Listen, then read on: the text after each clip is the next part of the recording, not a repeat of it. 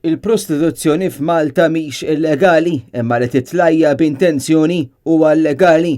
Kif inhu legali wkoll li żżomm lil xi ħadd kontra r-rieda tiegħu għall-prostituzzjoni anki jekk inizjalment persuna tat il-kunsens tagħha.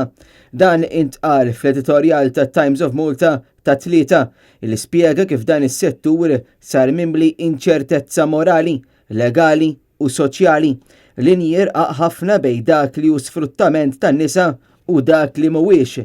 L-editorjal irrikonoxxa dak li qed jinsisti fuq il-Partit Nazzjonalista, ċewwe li d-deċiżjoni tal-Gvern li jneħħi l-liċenzji f'dan is-settur ta' divertiment kienet waħda ħażina.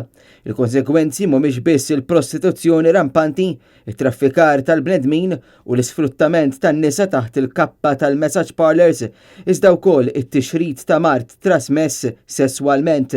Fil-fatt kienu bosta dawk li fl-aħħar jiem qalu li hemm il-ħtieġa li jkun hemm kontrolli tas-saħħa għal ħaddiema li jaħdmu f'message parlours.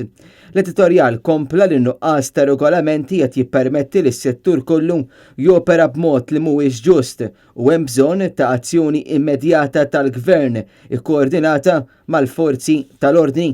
L-editorjal għalaq billi qal li hemm bżonn ukoll ta' aktar kontrolli fuq l-aspetti serji tas-saħħa pubblika u anki fuq it-traffikar tal-bniedem.